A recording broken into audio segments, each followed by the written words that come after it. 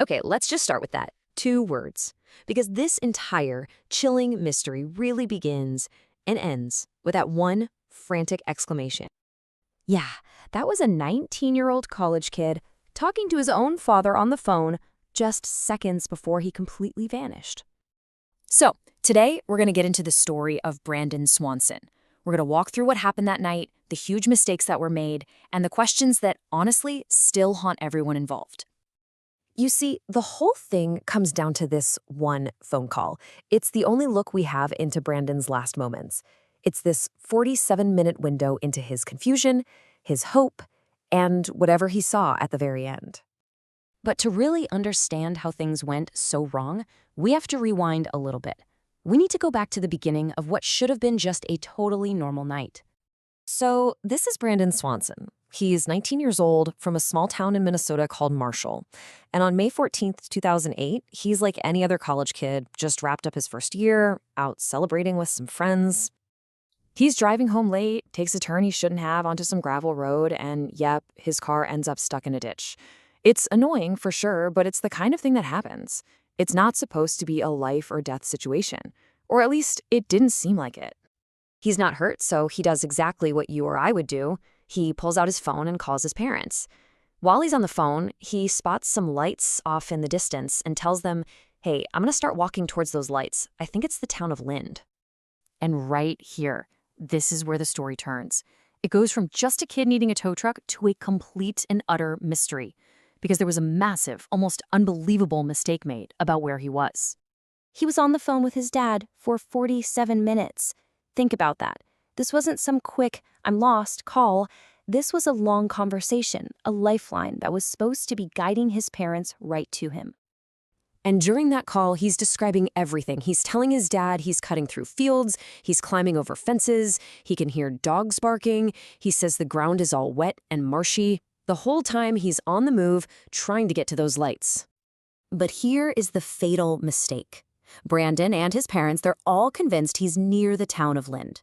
But cell phone data later showed the awful truth. He wasn't anywhere close.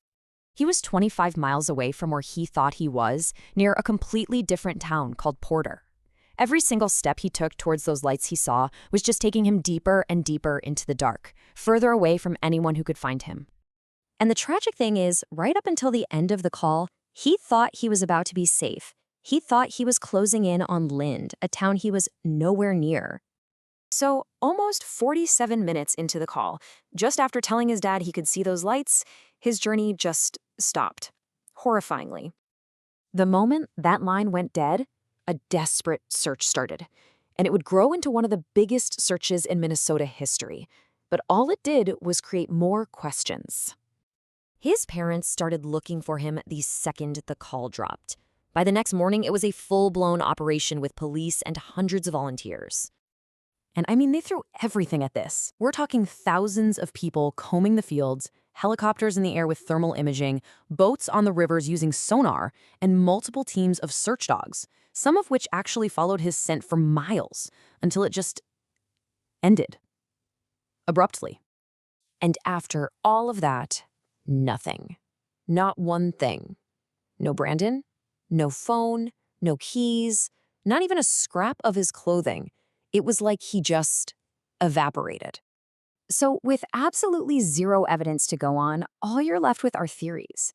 The main one is a tragic accident, right? That he fell into the Yellow Medicine River. But they searched that river up and down and never found a body. Could it be foul play? Maybe, but there's no proof. An animal attack? Same thing, no evidence.